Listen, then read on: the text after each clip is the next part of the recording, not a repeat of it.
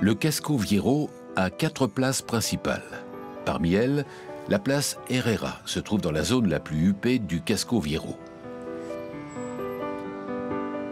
Après plusieurs reconstructions, la vieille ville actuelle possède une structure qui date de la fin du XIXe siècle et de la première moitié du XXe. On peut donc observer parmi les ruines et les bâtiments coloniaux des bâtiments d'architecture art déco et d'autres néoclassiques.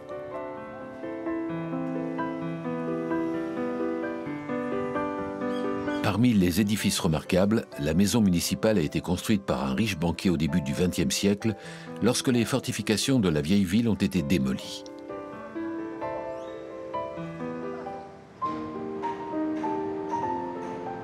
Et l'on arrive sur une placette où se trouve l'église de San José. Cette église est l'un des points les plus importants de la vieille ville, même si la sobriété de son aspect extérieur ne le laisse en rien deviner. En effet, le bâtiment abrite le célèbre Hôtel d'Or. C'est une pièce de bois sculptée qui a été recouverte de flocons d'or.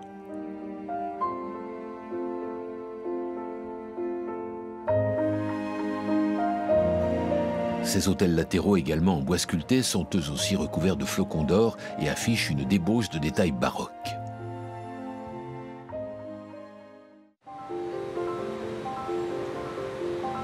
Non loin, l'église de la Compagnie de Jésus et les bâtiments environnants avaient été construits vers 1741 pour accueillir une école qui a ensuite été transformée en université. Cette université n'a rempli ses fonctions que durant une vingtaine d'années, avant que les jésuites ne soient expulsés du Panama en 1767. L'église, qui n'a jamais été terminée, a été détruite par un incendie peu de temps après. Troisième place dans le vieux Panama, la Plaza Bolivar y est l'un des endroits les plus agréables. Elle est entourée de plusieurs édifices spectaculaires, dont l'hôtel Colombia.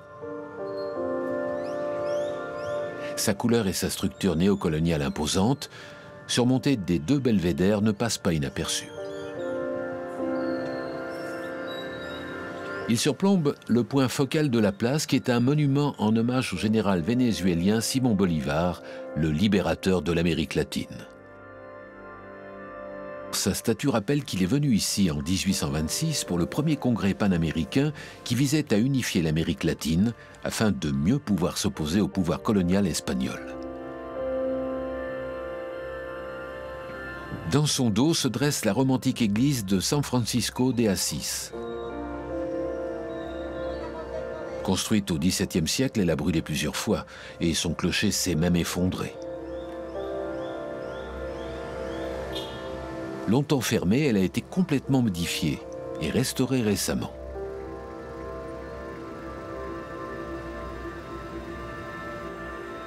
Toujours sur la place Bolivar, le palais du même nom abrite aujourd'hui le ministère des Affaires étrangères du pays.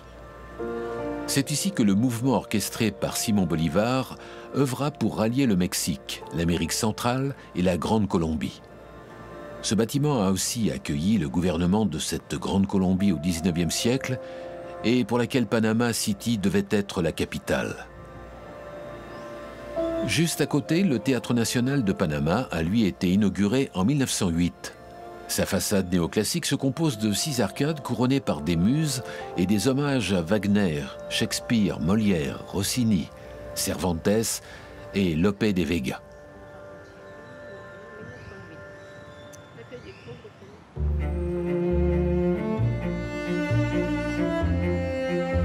L'église Santo Domingo est une ruine depuis longtemps. Construite en 1678, elle a été détruite par le feu moins de 100 ans plus tard et elle n'a jamais été rebâtie depuis.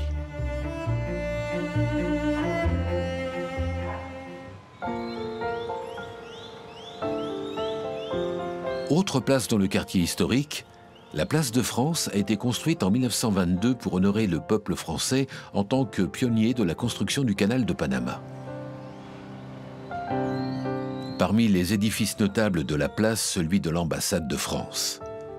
La France a été l'un des tout premiers pays à reconnaître l'indépendance du pays en 1903.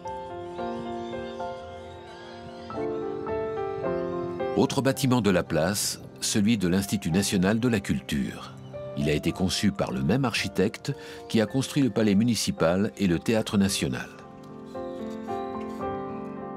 Au centre de la place, un monument a été érigé en l'honneur du créateur du canal, Ferdinand de Lesseps, et en l'honneur de la France. L'obélisque au centre de l'ouvrage mesure 18 mètres de haut et est surmonté d'un coq, le symbole de la France.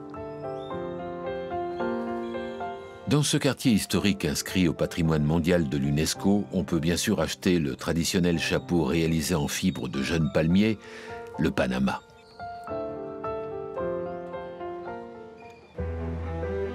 À l'époque, le point central de cette nouvelle ville a été occupé par la Plaza Mayor, aujourd'hui nommée Place de l'Indépendance. Durant plusieurs siècles, elle a été le centre névralgique de la ville, entourée de ses principaux édifices, et notamment par la cathédrale métropolitaine.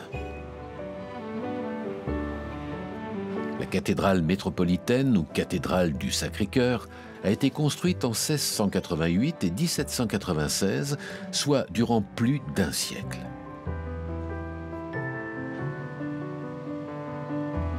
Ces murs en pierre sont sculptés dans le style Renaissance et décorés avec des éléments classiques. C'est ce qu'on appelle généralement le style jésuitique. Cette cathédrale, qui représentait la puissance religieuse la plus influente du Panama colonial, affiche des clochers qui ont longtemps été les plus hauts d'Amérique latine.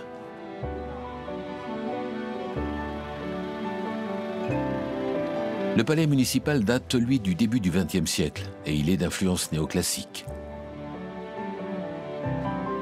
Son sommet est gardé par des sculptures qui représentent la sagesse, le commerce, ainsi que l'agriculture et le travail.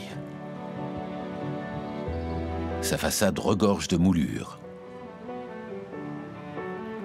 Toujours sur la place de l'Indépendance, l'hôtel central Panama a été construit il y a près de 150 ans. Placé au patrimoine mondial de l'UNESCO, il a été reconnu comme le meilleur hôtel du pays.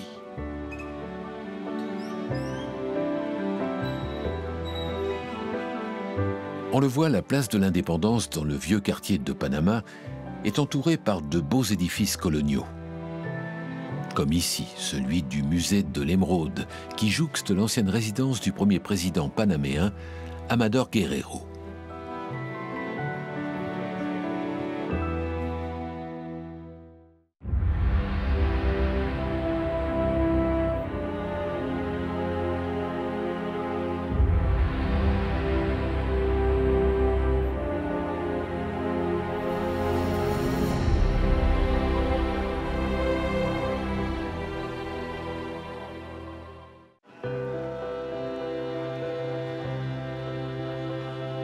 La place du Neuer Markt, le nouveau marché, a été créée au Moyen-Âge pour le négoce de la farine, car l'ancienne ne suffisait plus à approvisionner la ville.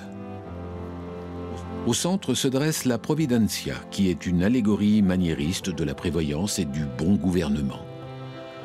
Les immeubles de la place, comme tout le reste de la ville, ont été revus à la mode baroque à partir du XVIIe siècle.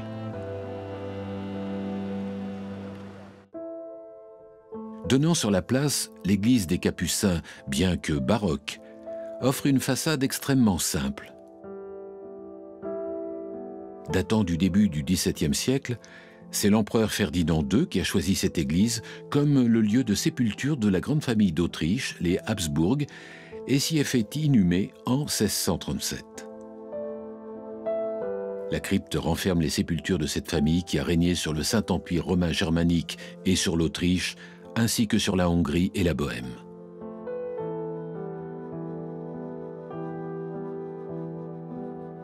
Aujourd'hui, la crypte des Capucins regroupe 149 dépouilles, dont 12 empereurs et 19 impératrices et reines. On y trouve aussi 4 urnes contenant 4 cœurs. La coutume des cérémonies d'enterrement des Habsbourg a toujours été de séparer le corps, les entrailles et le cœur des défunts. Les 3 parties étaient d'ailleurs souvent entreposées dans les cryptes de différentes églises. Parmi les tombeaux remarquables, la double sépulture des souverains de la puissante Autriche du XVIIIe siècle. Marie-Thérèse et son épouse François, alors impératrice et empereur du Saint-Empire romain germanique, qui régnait alors sur toute l'Europe.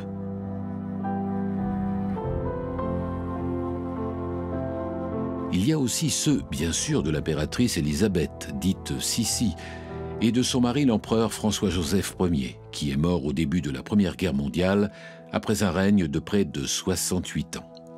Il ne verra donc pas la chute imminente de la grande puissance impériale.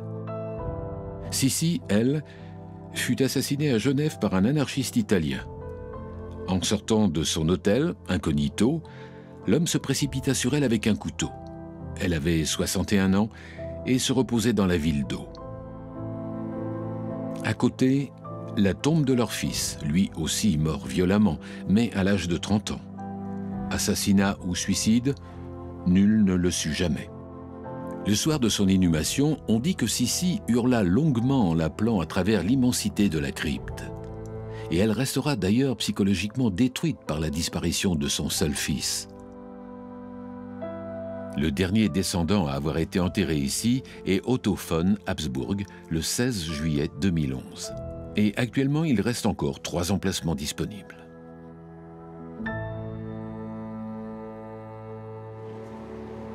De l'autre côté du centre historique de Vienne, la Freiung est une place chargée d'histoire. En son centre, l'inévitable fontaine représentant l'Empire d'Autriche, symbolisée par une femme soutenue par 4 fleuves, dont le Danube. Mais cette place avait une vocation particulière. Dans Freiung, il y a le mot « frei » qui veut dire « libre ». Son nom nous rappelle qu'ici, au Moyen-Âge, on concédait un droit d'asile aux voyageurs et aux truands. Et c'est le monastère bénédictin des Écossais qui le garantissait. Le grand complexe monacal recouvert d'un crépi blanc-jaune est coiffé d'un clocher à bulbe. L'église du couvent a donc été fondée par les moines bénédictins écossais au XIIe siècle.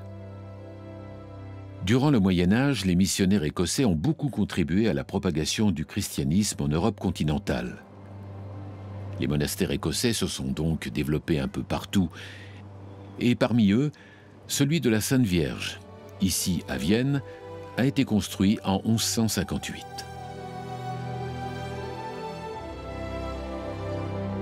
Après plusieurs transformations, la première église romane a été remplacée par une église baroque au XVIIe siècle. Puis, au XIXe siècle, c'est le maître-autel qui a été créé avec des mosaïques en verre d'Innsbruck. Son iconographie met en scène Marie, la sainte patronne de l'Église.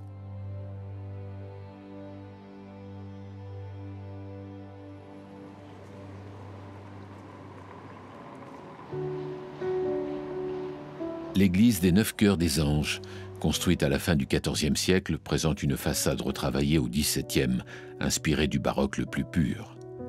C'est de son balcon que les papes, lorsqu'ils visitent la ville, bénissent les Viennois. L'intérieur a entièrement été reconditionné à la fin du XVIIIe siècle et au XIXe, dans le style néoclassique. Les hauts piliers hexagonaux supportent la belle voûte en berceau créée par l'architecte Johann Amann. Cette belle église historique, tout en restant baroque, est un peu moins chargée que ses consoeurs à Vienne.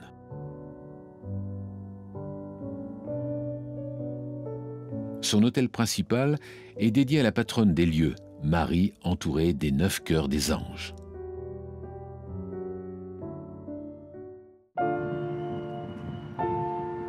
L'église Saint-Charles et son dôme ellipsoïdal est considéré comme le bâtiment religieux baroque le plus remarquable de la capitale. D'une architecture historique, la façade correspond à un portique de temple grec et les 2 colonnes ont trouvé modèle à Rome avec la colonne de Trajan. C'est après une grande épidémie de peste au début du XVIIIe siècle que l'empereur Charles VI s'était engagé à construire une église dédiée à Charles Borroméo, un missionnaire vénéré comme étant le guérisseur des victimes de la peste. Le grand retable décrivant l'ascension du saint est un chef-d'œuvre de lumière. À l'intérieur, le programme décoratif est caractérisé par l'utilisation du marbre et de la feuille d'or.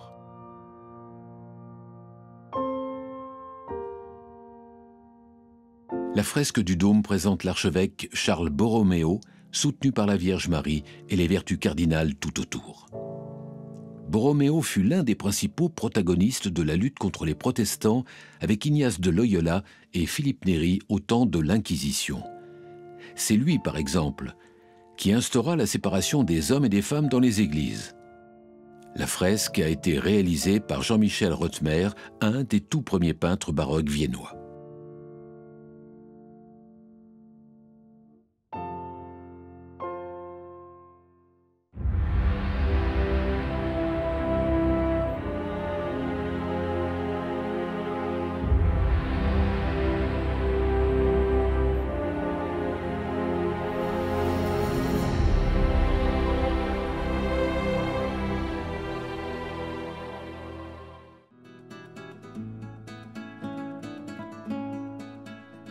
Etzna est un site maya qui se trouve à 60 km au sud de la ville de Campeche, dans la péninsule du Yucatan au Mexique. Les origines de la cité remontent au 7e siècle avant Jésus-Christ. Durant la période classique au 7e siècle après Jésus-Christ, les fouilles ont montré que la ville était florissante et qu'elle comptait au moins 30 000 habitants. Le site comprend plusieurs ensembles construits autour du centre cérémoniel, dont le plus imposant est le temple des Grimaces édifié sur l'acropole centrale. Il a été bâti sur une structure pyramidale de 40 mètres de hauteur qui comporte 5 étages. Le grand escalier central de 65 marches monte vers le haut de la structure où se trouve le temple couronné par une crête faîtière. Sous le temple, les 4 premiers étages étaient habités par les prêtres.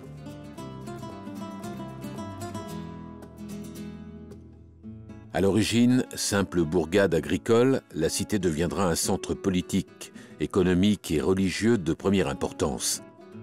Le pouvoir mis en place avait sa puissance légitimée par une relation étroite entre les gouvernants et les forces divines.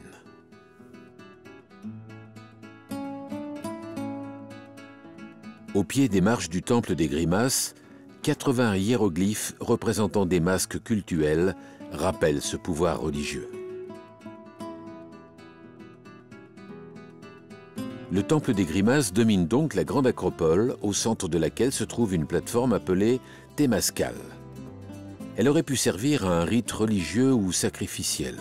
La place centrale, qui mesure 160 mètres de long sur 100 mètres de large, possède de superbes édifices en pierre calcaire, comme ici le temple du Nord, qui permettent de se faire une idée de l'extraordinaire pouvoir politique, économique et religieux de cette cité. Lui faisant face, le temple de la Lune était l'endroit où les divinités de la nuit étaient vénérées. Ce temple rappelle que de tous les anciens calendriers du monde, ceux de la civilisation maya étaient les plus complexes et les plus précis. Les Mayas croyaient que les mouvements du Soleil et de la Lune étaient guidés par les dieux, lesquels avaient donc grand besoin des hommes et de leurs rites sacrés pour faire survivre l'univers face aux forces du mal. Face au temple des masques, un patio servait d'entrée à la grande acropole. Il est composé de 4 bâtiments et encadré par 2 petites pyramides. À l'extérieur, une grande esplanade est traversée par 2 sac-baies qui sont des allées recouvertes de dalles blanches.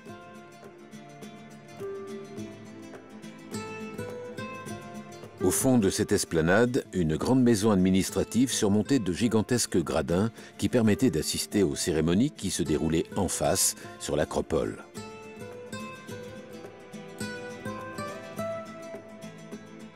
À sa droite, un autre temple fut construit, lui aussi, sur une structure pyramidale. Il a été nommé Temple du Sud, car sa vocation n'a pu être encore définie avec certitude. Juste à côté, le terrain de balle ou de pelote, lui, est très bien identifié dans le monde maya. Entre 2 structures parallèles se déroulaient des joutes qui opposaient 2 ou plusieurs joueurs. Sans les mains ni les pieds, il devait faire passer une balle dans un anneau. Ce rituel était souvent suivi par le sacrifice du vaincu. De l'autre côté de la grande esplanade, longée par les gradins, se trouve une grande plateforme sur laquelle se trouvait un bâtiment. C'est la plateforme des couteaux, à l'origine peinte en rouge, et qui doit son appellation à des lames de silex retrouvées enterrées à proximité. Plus loin se dresse un autre temple dont la destination s'est aussi perdue avec le temps. Il présente d'atypiques colonnes rondes. À son apogée, le site d'Edzna s'étendait sur une superficie d'environ 25 km². Puis, en l'an 1000, une légère décadence a commencé et la cité subit une mise à sac par des envahisseurs inconnus. Ce déclin va continuer pour culminer avec une désertion totale vers 1450. Ce n'est qu'en 1907 que le site sera découvert. Les premières fouilles entreprises en 1958 n'expliquent pas le déclin et l'abandon de la cité qui reste encore aujourd'hui un mystère.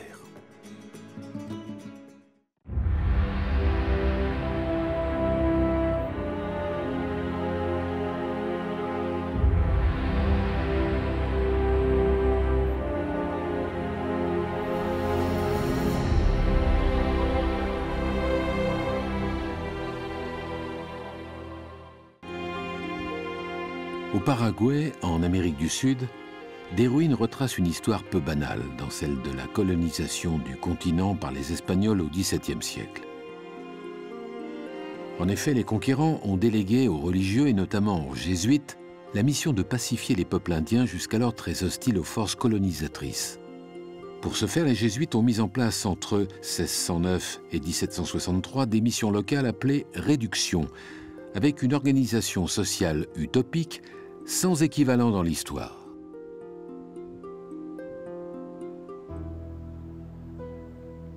San Ignacio est la deuxième des 11 missions qui ont été créées au Paraguay. De style baroque, les bâtiments principaux comme l'église, le cimetière et l'école, dont les décorations participent à l'éducation et à la conversion des indigènes, sont disposés sur le côté d'une large place entourée de maisons sur les 3 autres côtés. Les rues, les maisons, tout est ordonné selon des lignes géométriques précises, en conformité avec les recommandations espagnoles concernant la construction de nouvelles agglomérations. La position centrale de leur lieu d'habitation permet aux pères d'avoir constamment un regard sur toute la vie de la réduction.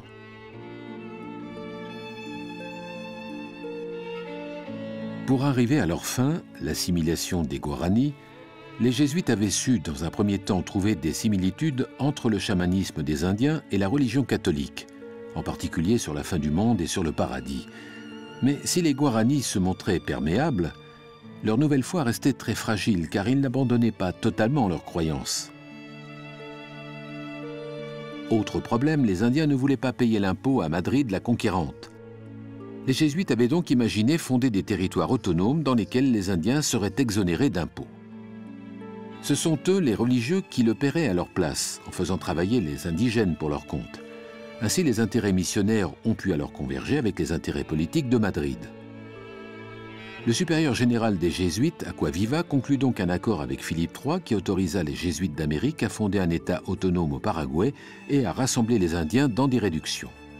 Le mot de réduction évoquait à la fois la sédentarisation dans une concentration urbaine et la soumission à l'Église. Il fut donc ordonné au gouverneur local de ne pas conquérir les Indiens Guaranis par la force des armes, mais de les gagner uniquement par les sermons et l'enseignement des religieux envoyés sur place à cet effet. Il était en outre précisé que les Indiens convertis ne pouvaient être réduits en esclavage et devaient être exemptés d'impôts pour une période de 10 ans et que les Indiens devaient être aussi libres que les Espagnols.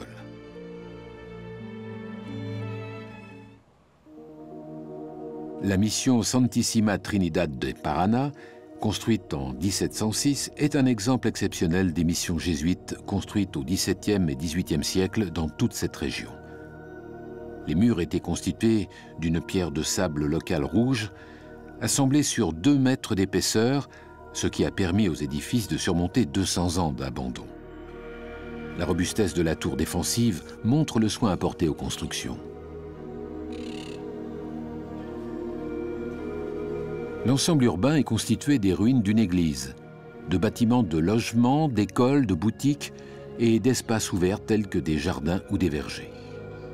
Ici aussi, les ruines représentaient une fusion des cultures par laquelle le processus de christianisation permettait à la population de conserver des éléments de leur culture traditionnelle afin de mieux embrasser la nouvelle apportée par les Occidentaux.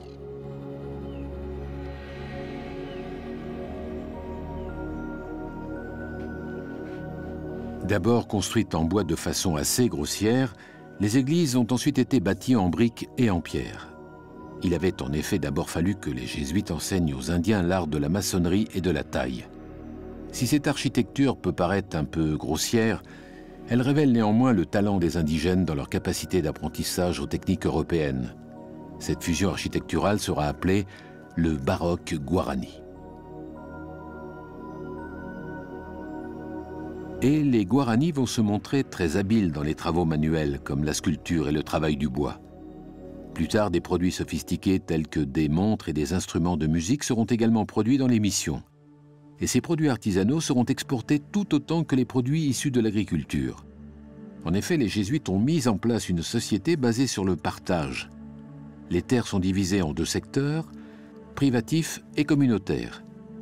Si le privatif conserve son rôle traditionnel, le secteur communautaire est de première importance dans l'économie des réductions, puisque c'est lui qui permet le commerce et l'acquittement du tribut au roi d'Espagne.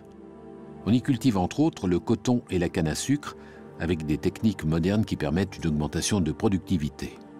Tous les habitants des missions travaillent la terre communale et en dehors de la part commercialisée, la production est équitablement répartie entre tous.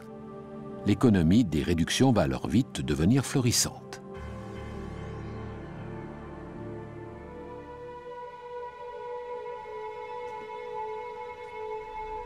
La réduction de Jésus des Tabarang, fondée tardivement en 1760, possède la plus grande église d'Amérique du Sud pour l'époque.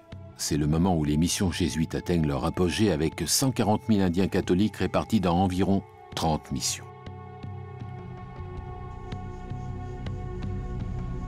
Pendant 150 ans, les réductions ont vécu pratiquement isolées du monde extérieur, avec un mode d'organisation unique dans l'histoire. Guidés par les jésuites, les Indiens bénéficient de lois avancées.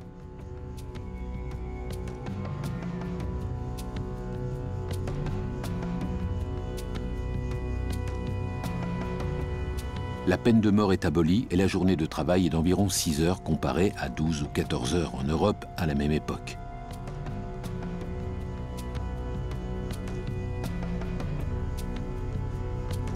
La société Guarani est ainsi la première au monde à être entièrement alphabétisée. Mais le succès attise la jalousie et les missions vont être attaquées et grandement décimées par les colons espagnols, en premier lieu, qui recherchent des esclaves.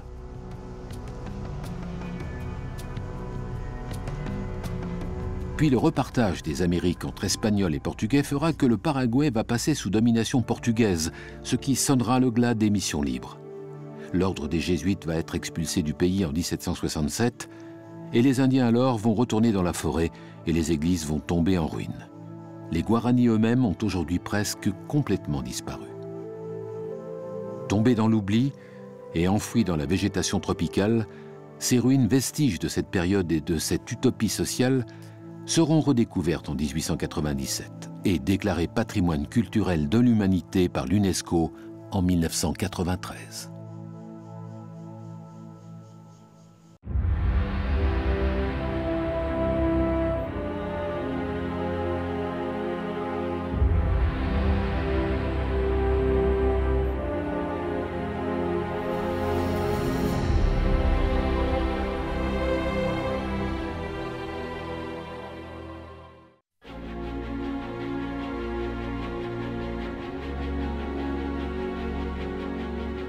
Entre Nauplie et Corinthe, dans le nord du Péloponnèse, Tirynthe est une ancienne cité mycénienne. Dans la partie haute de la butte, que l'on appelle la citadelle, se trouve un palais mycénien qui date du 2e millénaire avant notre ère, ainsi que les vestiges d'une enceinte de construction cyclopéenne. Les pierres du rempart peuvent atteindre 3 mètres de long et 1 mètre d'épaisseur. Un chemin sous un tumulus mène à une tombe.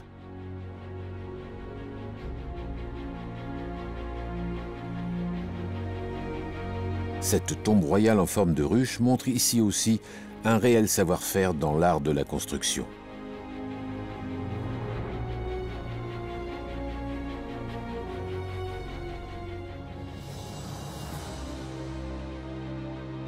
Non loin, un autre site de la même civilisation révèle un nombre important de vestiges.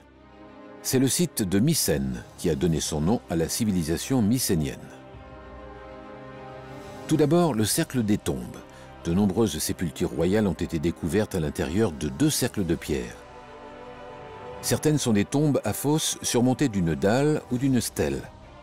D'après le matériel funéraire retrouvé, ossements, pointes de flèches, poignards, masques ou bijoux, peu de doute que des chefs de guerre et leurs familles aient été enterrés ici. Le matériel et l'iconographie des tombes montrent que Mycène était dominée par une riche aristocratie guerrière dont les représentants affichaient une taille et une force physique supérieures à la moyenne. La cité était gouvernée par un monarque appelé Wanaka. On sait peu de choses sur cette civilisation qui s'est développée à partir de 1700 avant Jésus-Christ. Elle serait venue du nord durant l'âge de bronze et aurait envahi la Grèce entière. Toujours est-il qu'elle est à l'origine de la civilisation grecque, et Homère relate d'ailleurs l'épopée d'un de leurs rois, Agamemnon, dans l'épisode de la guerre de Troie. La disparition de cette civilisation n'est pas expliquée précisément. Les causes sont probablement à la fois externes avec des tremblements de terre qui auraient déplacé les sources d'eau ou des raids de nouvelles populations, et internes avec une administration trop centralisée et trop rigide, incapable de surmonter de nouvelles crises. Tout comme à Tirynthe, la cité est enfermée dans une enceinte cyclopéenne percée de 2 accès. La porte des Lionnes, formée d'un trilithe, constitue l'entrée principale.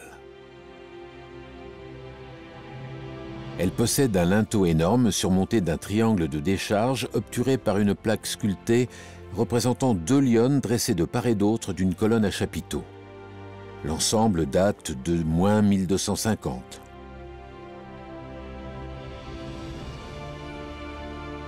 Le palais royal, accessible par un chemin très raide, est situé au point le plus élevé de la citadelle. Il en reste peu de vestiges, mais il semble avoir été composé de 3 pièces, 2 vestibules et une pièce d'apparat qui abritait un foyer central circulaire ainsi qu'un trône.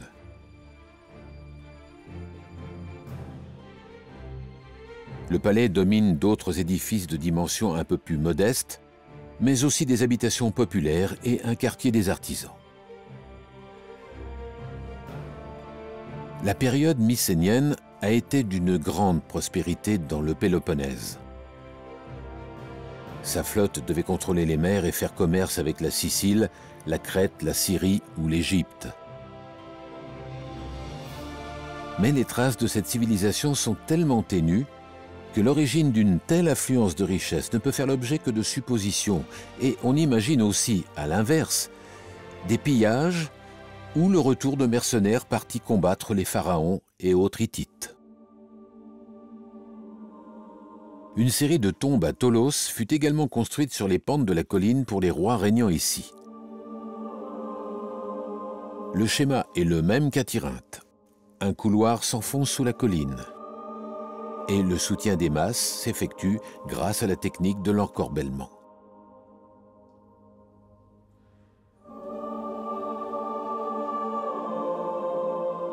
On a estimé que plus d'1 an de travail était nécessaire pour ériger une telle sépulture.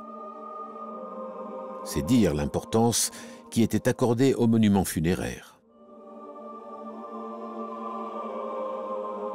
Légèrement à l'écart, parmi les ruines, la tombe la mieux préservée et la plus spectaculaire est certainement celle du roi Agamemnon, nommé aussi Trésor des Atrides. L'accès à la Tholos se faisait par une entrée inclinée et découverte, ou dromos, longue de 36 mètres et constituée de murs de pierre sèche.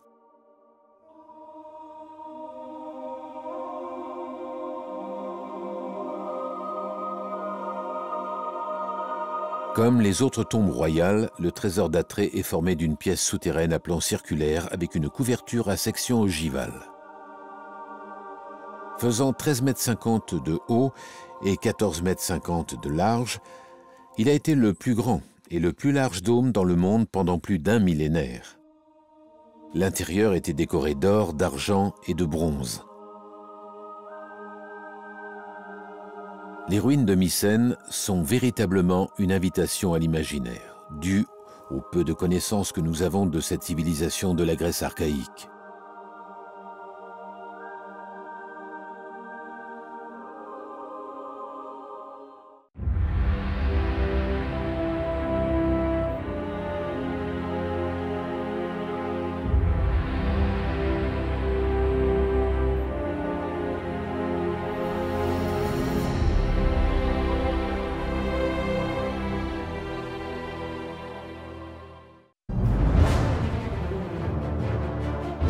Le château de Breteuil est un château situé à Choiseul, dans la vallée de Chevreuse, à 35 km au sud de Paris.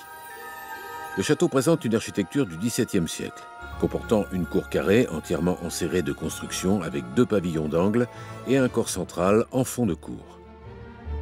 Construit en 1610, le château est la demeure des marquis de Breteuil, qui ont servi entre autres les rois Louis XIV, Louis XV et Louis XVI. Leur blason, l'épervier d'or sur fond d'azur, flotte sur le toit. Leur devise, ni par l'espoir, ni par la crainte. Le château de Breteuil est classé monument historique depuis 1973. Situé au cœur du parc naturel de la vallée de Chevreuse, le château comprend plusieurs jardins et un parc de 75 hectares donnant sur la forêt. La famille de Breteuil, très en vue à la cour, améliora et embellit le château au fil du temps. L'un des ancêtres des Breteuil reçut de Guillaume le Conquérant le titre de comte de Breteuil. Plus tard, les Breteuil continuèrent à servir l'Église comme évêques et les rois de France en tant qu'officiers, ambassadeurs ou ministres. Ils servirent également la France sous diverses républiques. Dans le pavillon de chasse transformé en galerie des ancêtres, on rencontre une famille qui s'inscrit au cœur de l'histoire depuis bien longtemps.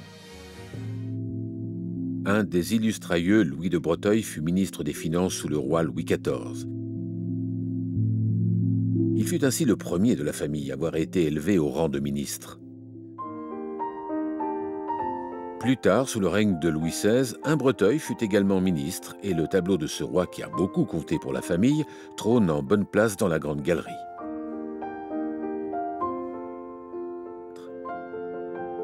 Sur un mur, un portrait d'un autre roi, Louis XVIII, le montre recouvert de fleurs de lys, l'emblème de la royauté française depuis le Moyen-Âge. Durant son règne au XIXe siècle, un Breteuil fut également ministre. On le voit, la famille de Breteuil est étroitement liée à la royauté.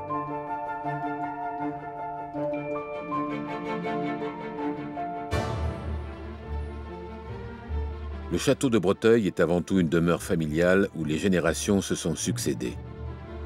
Il est entièrement meublé et décoré depuis le XVIIIe siècle, ce qui le rend très vivant et authentique. Chaque pièce raconte une histoire. Ce salon tient son nom des 4 panneaux de tapisserie brodés d'or réalisés par la manufacture des Gobelins et représentant les 4 saisons.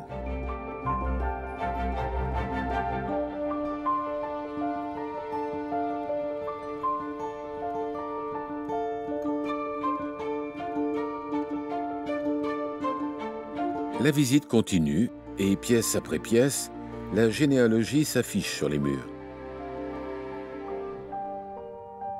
L'abbé de Breteuil et sa sœur Émilie sont les enfants du baron Louis-Nicolas de Breteuil qui eut un grand rôle diplomatique sous Louis XIV. Émilie de Breteuil, sa fille, fut pour son époque un modèle de femme émancipée. Mariée au marquis du Châtelet, elle fut la très proche amie de l'écrivain philosophe Voltaire et formèrent l'un des plus célèbres couples du XVIIIe siècle. Il y a là, dans ce château familial, une profusion de meubles et d'objets qui habillent chaque pièce, comme ce jeu de tric-trac très à la mode. Un aperçu du quotidien des châtelains est possible grâce à la présence du mobilier, des salons, des chambres, des cabinets, de la vaisselle luxueuse ou encore des salles de bain, comme celle-ci qui date du début du XIXe siècle, à une époque où il n'y avait pas l'eau courante. Magnifiquement meublé, la grande originalité du château de Breteuil est qu'il met en scène la vie quotidienne de la famille au cœur de l'histoire de France, et ce, avec 50 personnages de cire réalisés par le musée Grévin.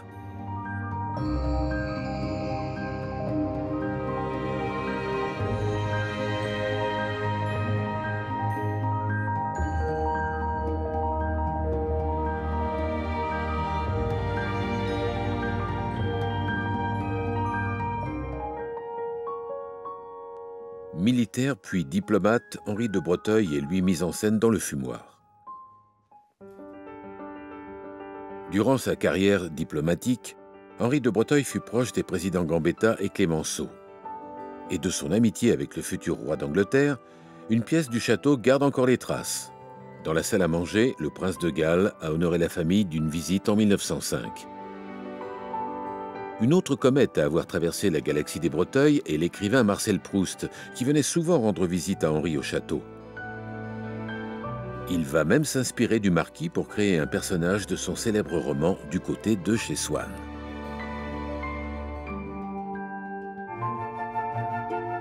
Dans le salon de musique, un drôle d'orchestre composé d'automates. Les chaises sont décorées de broderies des fables de La Fontaine.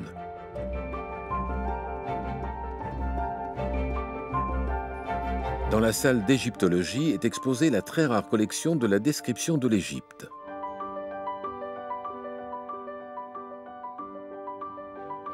Au début du XXe siècle, Henri de Breteuil fait de gros travaux de réhabilitation dans le château et dans les jardins, où il revient au style à la française dans la plus pure tradition. Les paysagistes vont établir de grandes perspectives, notamment grâce à l'aménagement d'un bassin appelé miroir d'eau du côté nord, qui domine la vallée de Chevreuse. Ils embellissent les pelouses et les allées et réalisent des jardins de broderie de buis. Les paysagistes du Chêne s'inscrivent dans la tradition d'André Le Nôtre, le grand jardinier du château de Versailles. Ce renouveau du style classique s'intègre avec subtilité à la structure existante du site.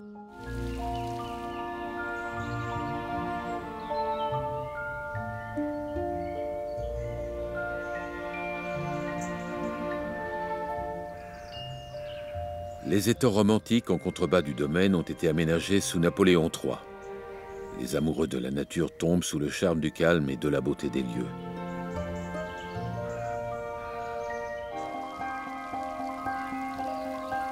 Le château de Breteuil et son parc permettent aux visiteurs de s'évader et de se ressourcer en plein cœur de la nature à seulement 35 km de Paris.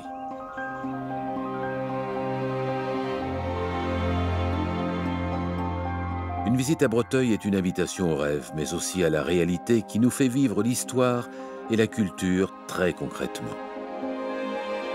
Les 100 000 visiteurs annuels en sont certainement la preuve.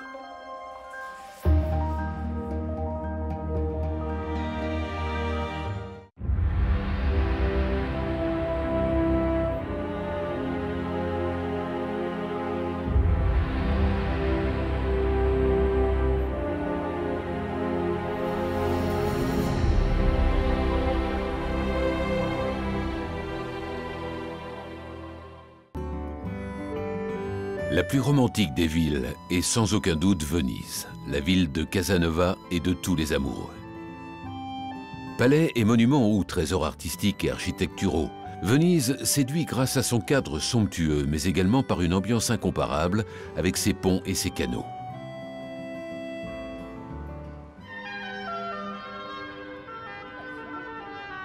Bordant l'entrée du Grand Canal, le Palais des Doges, ou des Ducs, fut la résidence officielle des premiers magistrats de la République de Venise, élus par leur père noble.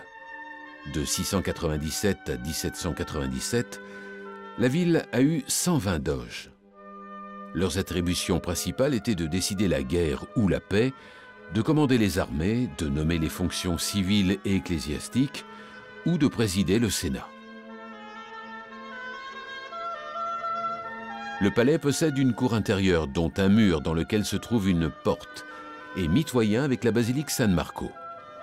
C'est la façade dite de l'horloge.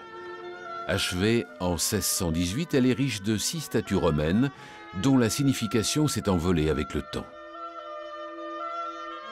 Sur la droite, le grandiose escalier des géants mène à l'intérieur, et notamment au célèbre escalier d'or qui donne accès aux salles supérieures. Il a été nommé ainsi pour la richesse et la magnificence de ses ornements, mais aussi parce qu'il était réservé aux nobles. Si l'architecture du palais est gothique dans son ensemble, les décorations intérieures remaniées au cours du temps et après différents incendies sont définitivement attachées à la Renaissance.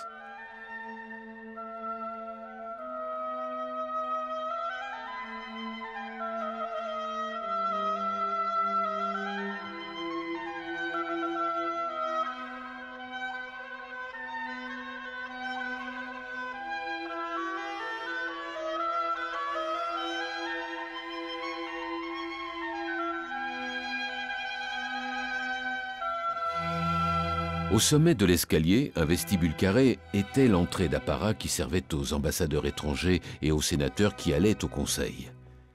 Au plafond, peint par Tintoret, on voit le doge qui reçoit l'épée et la balance de la justice.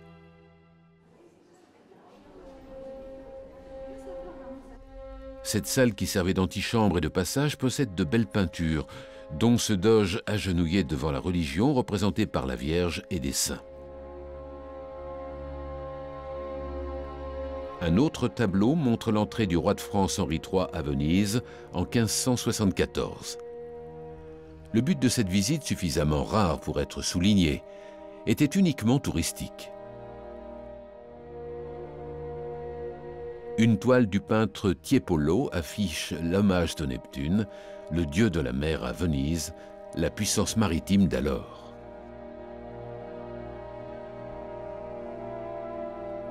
Les portes sont surmontées des statues allégoriques et le plafond est magnifiquement orné de stucs de Vittoria et Bombarda et de peintures de Tintoret.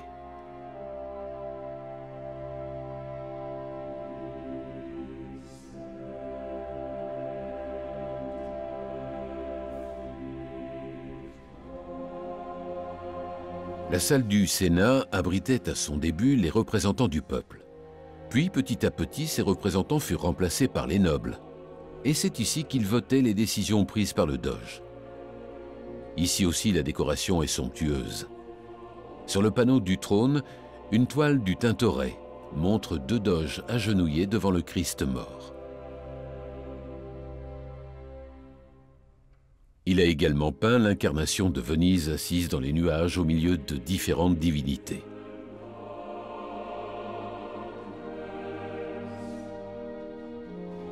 La salle de la Boussole affiche, elle aussi, de belles peintures, parmi lesquelles celle du doge Donato à genoux devant la Vierge et qui lutta contre le pape.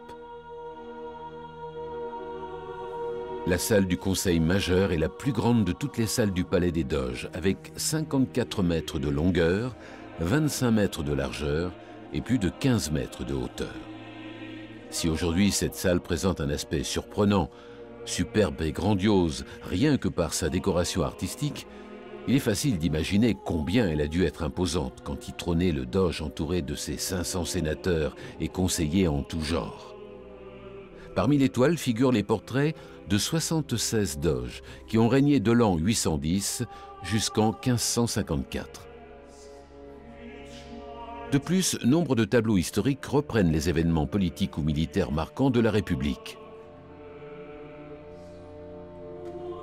Parmi eux, la bataille navale de Salvatore, entre les Vénitiens et les troupes de l'empereur germanique Frédéric Ier Barberousse, qui voulait annexer l'Italie à sa couronne au XIIe siècle. Les Vénitiens, alliés au pape pour la circonstance, lui infligèrent une cuisante défaite. La peinture riche en détails est de Tintoret. Jacopo Robusti, dit Tintoretto, est un peintre de la Renaissance, né et mort à Venise au XVIe siècle, et que l'on associe au mouvement artistique du maniérisme de l'école vénitienne. Cet élève du Titien est réputé pour avoir dépassé son maître dans la maîtrise des couleurs et des ombres. Dans la salle, hormis les tableaux de Tintoret, figurent ceux de Véronèse, de Palma le Jeune, de Jules d'Almoro et de bien d'autres encore. Mais la plus célèbre des peintures, toujours de Tintoret, se trouve sur le mur du trône. C'est le plus grand tableau du monde, à savoir la gloire du paradis. C'est une vaste conception qui mesure pratiquement 25 mètres de long sur 10 mètres de haut. Grande star du moment, le peintre ne s'est pas inquiété des sujets historiques pour ce travail. Il a représenté un paradis en une composition assez désordonnée qui ressemble plus à une cohue de festivités vénitiennes plutôt qu'à ce monde inconnu dans lequel les catholiques voyaient autre chose de plus sobre. Construit à partir de 1340, le Palais des Doges est certainement le plus beau bâtiment de Venise.